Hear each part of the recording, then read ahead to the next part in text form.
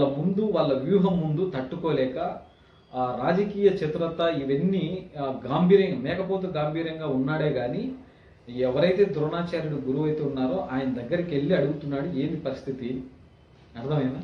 ఇది ఇక్కడ తెలుసుకోవాల్సిన నీతి ఏంటంటే మనం ధర్మంగా నీతిగా న్యాయంగా ఉన్నంత వరకే పరిస్థితులు కానీ అన్ని అనుకూలిస్తాయి.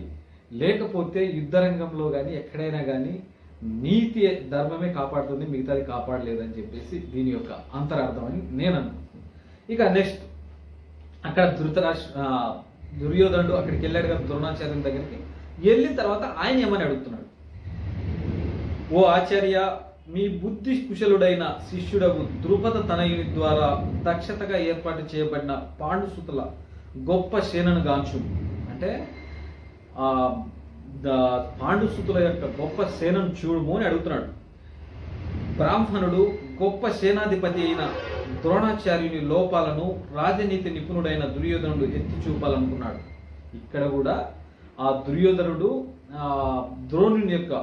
ద్రోణాచార్యుని యొక్క లోపాలను ఎత్తి చూపడానికి ప్రయత్నం అయితే చేస్తున్నాడు.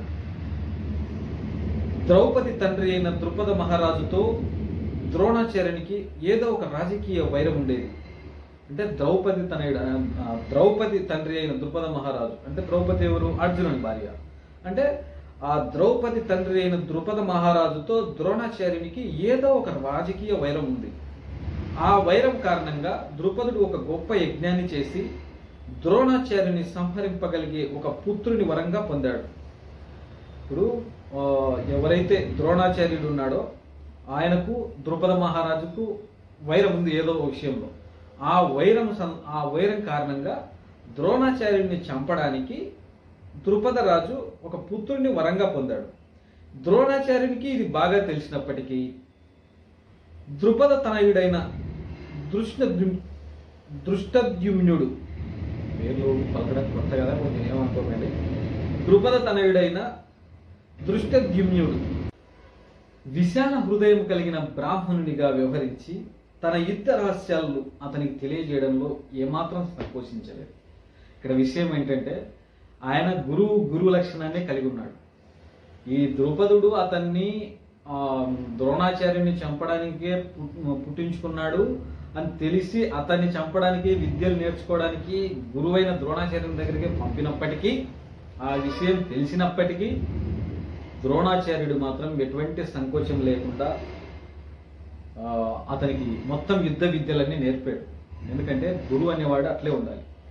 వాడేదో మన శత్రువు కొడుకు, వీడేదో మన శత్రువు అని పెట్టుకోలేదు. అతను గురువు స్థానంలో ఉన్నాడు, అతని శిష్యుని స్థానంలో ఉన్నాడు.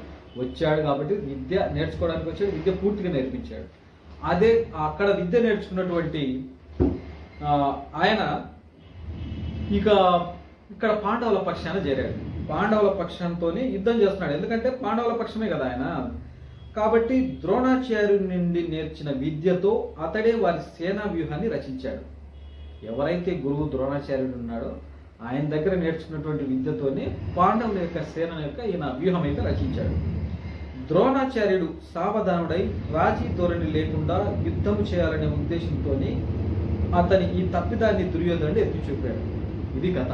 దుర్యోధనుడు ఎందుకు ద్రోణాచార్యుని ఎత్తి చూపాడంటే ఇక్కడ ఓ ఆచార్య, నీ బుద్ధి కుశలుడైన శిష్యుడకు ద్రుపద తనయుని ద్వారా దక్షతగా ఏర్పాటు చేయబడిన పాండుసుతుల గొప్ప సేనను చూడు. అంటే వేటకారంగా నిన్ను ఎవరైతే చంపాలనుకున్నారో ఆయనకు నువ్వు విద్య నేర్పావు, ఆయనే ఇక్కడ వీళ్ళకి హెల్ప్ చేస్తున్నాడు, ఒకసారి చూడు అని చెప్పడంలోనే అర్థమేది. అది ఆ గురువుని ఎత్తి చూపుతున్నాడు దుర్యోధనుడు. ఈ తప్పిదాన్ని ఎత్తి చూపాలనేదే కాన్సెప్ట్. అదేవిధంగా తన ప్రియతమ శిష్యులైన పాండవుల పట్ల యుద్ధంలో ద్రోణాచార్యుడు సౌమ్యంగా వర్తించకూడదని కూడా దీని ద్వారా అతను చెప్పగోరాడు. అంటే ఇక్కడ పాండవులు ఆయన దగ్గర విద్య నేర్చుకున్నారు, కౌరవులు ఆయన దగ్గర విద్య నేర్చుకున్నారు. కానీ ఇక్కడ దీని అర్థం ఏంటంటే ఇక్కడ నువ్వు ఎవరైతే నిన్ను చంపడానికి వచ్చినటువంటి అతనికే నువ్వు విద్య నేర్పావు, అతని ఇక్కడ వచ్చి వీళ్ళను పాండవులను కూడా కాపాడడానికి యుద్ధాన్ని అయితే వ్యూహాన్ని అయితే తయారు చేస్తున్నాడు. నువ్వు నీ శిష్యులని నువ్వు వాళ్ళ వైపు ఏదన్నా కొంచెం ప్లస్ చేస్తావేమో, చేయొద్దు అనే మాట ఇది. ఆయన ఆయన యొక్క గుణాన్ని కనుక్కున్నట్లయితే దుర్యోధనుడు ఆ మాట్లాడాడు. ఎందుకంటే ఆయన చంపడానికే పుట్టినటువంటి ఆయనకే విద్య నేర్పిన అటువంటి విద్య గురువు, అటువంటి నియమాలు కలిగినటువంటి గురువు ఇప్పుడు కౌరవుల పక్షాన్ని నిలబడి ఉన్నాడు కాబట్టి ఇటు పక్షం నుంచే చేస్తాడు. ఆయనకు పార్షియాలిటీ ఉండదు. ఆ విషయం దుర్యోధనుడు కనుక్కోలేకపోయాడు అన్నదే ఇక్కడ నీతి. ఇక ముఖ్యంగా అర్జునుడు అతనికి ప్రియతముడు, తెలివిగల శిష్యుడు. యుద్ధంలో అటువంటి సౌమ్య స్వభావం అపజయానికి దారి తీస్తుందని కూడా దుర్యోధనుడు హెచ్చరించాడు. ఇక్కడ అర్జునుడు, పాండవ మధ్యముడు అర్జునుడు. ఈ అర్జునుడు ద్రోణాచార్యునికి ప్రియ శిష్యుడు, మంచి గౌరవం ఇచ్చేవాడు. ఇవన్నీ క్వాలిటీస్ ఉన్నాయి కదా. నువ్వు ఏమన్నా ఆ ఉద్దేశంతో వాళ్ళకి ఏమన్నా ఫేవర్ చేస్తారేమో, జాగ్రత్త, నువ్వు అటువంటి ఏమి చెయ్యకూడదు అనే ఉద్దేశంతోనే ముందుకు ముందే ఎత్తేసి ఆ విషయాన్ని చెప్పాడు అనేది ఇక్కడ పాయింట్. ఇక్కడ ఈ సైన్యంలో భీమార్జునులతో సమానంగా యుద్ధం చేయగలిగే శూరులైన ధనుర్ధరులు చాలా మంది ఉన్నారు. యుయుధనుడు, విరాటుడు, ద్రుపదుడు మొదలగు వారు అలాంటి మహాయోధుడు. ఇక్కడ చాలా మంది, అంటే ఇక్కడ భీమార్జునులతో సమానంగా, అంటే భీముడు అర్జునుడు గొప్ప వాళ్ళు గొప్ప యుద్ధం చేసేవాళ్ళు. వాళ్ళతో సమానంగా యుద్ధం చేయగలిగినటువంటి వాళ్ళు చాలా మంది ఉన్నారు. వారిలో కొంతమంది విరాటుడు, ద్రుపదుడు మొదలైన వారని చెప్పు.